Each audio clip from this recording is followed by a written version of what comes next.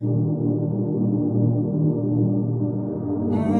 kitab Khosaisul Ummatul Muhammadiyah, dalam kitab keutamaan, kekhususan yang Allah kasih kepada umat Nabi Muhammad, umat terdahulu, saudara-saudara, kalau mereka berbuat dosa, Allah tidak segampang akan mengampuni dosa mereka. Bani Israel kalau mereka berbuat dosa, mereka harus cari jurang yang tinggi, loncat ke bawah sampai mati, baru diterima taubatnya oleh Allah. Kita tidak, Allah kasih kemudahan. Umat terdahulu kalau anggota tubuh mereka ada yang terkena najis, harus dihilangkan dengan kulit-kulitnya. Kita tidak, terkena najis cukup hilangkan najis itu. Kalau menggoladoh najisnya berat, pakai air dicampur dengan tanah. Allah kasih kita kemudahan, Allah kasih kita keutamaan. Kenapa? Karena kita adalah umat Nabi Muhammad. Kuntum khairu ummatin ukhrijat linnas. Kamu sekalian umat yang paling bagus, umat yang paling baik, umat yang paling utama, umat yang paling mulia, yang Allah keluarkan untuk segenap manusia. Kenapa kau jadi umat yang terbaik? Kenapa kau jadi umat yang termulia? Bukan karena sholatmu, ibadahmu, amalmu, ilmumu, bukan. Tapi karena kau, saya adalah umatnya Nabi Muhammad. Kita menjadi mulia karena kemuliaan Nabi Muhammad. Makkah menjadi kota yang mulia karena Makkah kota kelahiran Nabi Muhammad. Madinah menjadi kota yang mulia karena Madinah kota hijrah dan kota wafatnya Nabi Muhammad.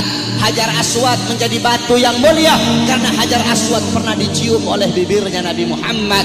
Buraq menjadi kendaraan yang mulia karena Buraq pernah ditunggangi oleh Nabi Muhammad. Bahkan ada salah satu ulama yang mempertanyakan, siapa yang lebih mulia, sendalnya Nabi atau malaikat Jibril alaihi salam? Jibril alaihissalam tidak pernah berjumpa langsung dengan Allah, tetapi Nabi Muhammad bahkan sendalnya telah berjumpa dengan Allah. Dalam kitab Al-Anwar Al-Bahiyah dijelaskan sendalnya Nabi berjumpa dengan Allah. Kenapa sandal itu menjadi mulia? Sandal itu menjadi mulia karena dipakai oleh kaki yang mulia, kakinya baginda Nabi besar Muhammad.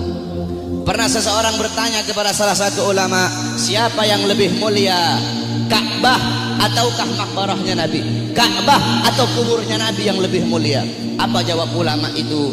Kalau kita lihat dari kuburnya, maka Ka'bah lebih mulia. Tetapi kalau dilihat dari sesuatu yang bersemayam dalam kubur itu, maka sesuatu yang bersemayam dalam kubur itu lebih mulia ribuan jutaan kali daripada Ka'bah. Siapa? Nabi Muhammad sallallahu alaihi wasallam. Kita menjadi mulia karena Nabi Muhammad. Ma madahtu Muhammadan bi qasidati walakin mudiha qasidati bi Muhammadin. Tidaklah aku memuji Nabi dengan syairku, aku tidak memuliakan Nabi dengan syairku, aku tidak mengagungkan Nabi dengan syairku, tetapi syairku yang menjadi mulia karena telah memuliakan Nabi Muhammad. Syairku yang menjadi agung karena telah mengagungkan Nabi Muhammad. Syairku yang menjadi terpuji karena telah memuji Nabi Muhammad. Kalian nih, kalian semua yang duduk di sini merayakan Maulid Nabi. Nabi Muhammad tidak butuh, tapi kita yang butuh untuk merayakan Maulid Nabi Muhammad. Kamu duduk di sini memuliakan Nabi, mengagungkan Nabi. Nabi tidak butuh, tapi kamu yang butuh untuk memuliakan dan mengagungkan Nabi Muhammad. Kamu duduk di sini bersolawat kepada Nabi, memuji Nabi, mengagungkan Nabi. Itu tidak akan menambahkan kemuliaan Nabi. Kalau dengan kamu bersolawat menambahkan kemuliaan Nabi, berarti Nabi butuh dengan solawatmu. Nabi tidak butuh, tapi kamu dan saya yang butuh dengan bersolawat kepada Nabi.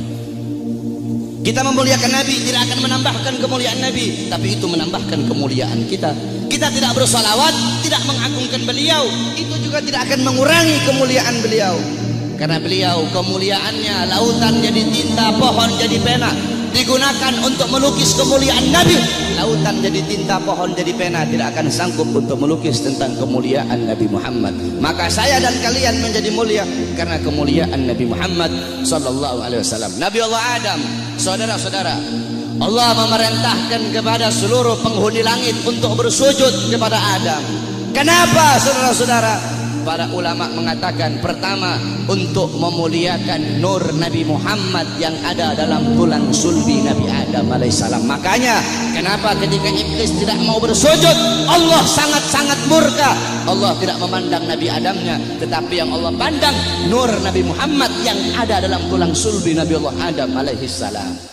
Saudara-saudara, para ulama-ulama salaf kita itu kalau dengar azan, mereka pasti meletakkan kedua jempolnya ini di langit-langit. Mereka letakkan di langit-langit, kemudian mereka usap di kelopak mata mereka sambil berkata, marhaban bihabibi wa qurrati aini. Kenapa saudara-saudara? Dulu Nabi Adam alaihissalam itu selalu dibuntuti oleh malaikat. Kemanapun Nabi Adam pergi diikuti oleh malaikat. Nabi Adam bertanya, ya Allah, kenapa setiap aku pergi kok di belakangku selalu ada malaikat? Apa kata Allah? Karena mereka tertarik dengan nur yang ada dalam tulang sulbimu. Apa nur yang ada dalam tulang sulbimu? Nur itu adalah nur daripada nanti salah satu cucumu. Kemudian apa kata Nabi Adam? Ya Allah, kalau begitu tolong pindahkan nur ini ke hadapanku ya Allah. Dipindahkan nur Nabi Muhammad di hadapan Nabi Allah Adam alaihissalam. Ketika dihadapkan di hadapan Nabi Allah Adam, malaikat yang di belakang semua berdiri di depan Nabi Allah Adam alaihissalam. Nabi Adam ini penasaran seperti apa bentuknya ini nur sampai malaikat begitu tertarik. Apa kata Nabi Allah Adam?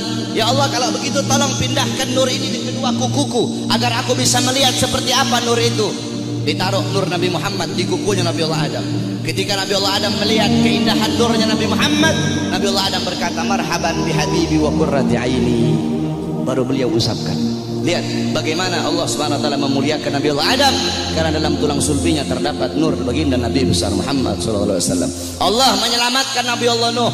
Allah selamatkan Nabi Allah Nuh dari banjir yang besar, dari musibah yang besar. Kenapa? Karena dalam tulang sulbi Nabi Allah Nuh terdapat nur baginda Nabi besar Muhammad. Allah selamatkan Nabi Allah Ibrahim alaihissalam dari api Namrud. Kenapa? Karena dalam tulang sulbi Nabi Allah Ibrahim terdapat nur baginda Nabi besar Muhammad. Allah menyelamatkan Nabi Allah Ismail ketika akan disembelih, Allah rubah menjadi seekor domba. Allah selamatkan Nabi Allah Ismail. Kenapa? Karena dalam tulang sulbi Nabi Allah Ismail terdapat nur baginda Nabi besar Muhammad. Dan saya dan kalian nanti di akhirat akan diselamatkan. Kenapa? Karena saya dan kalian umat Nabi Muhammad sallallahu alaihi wasallam.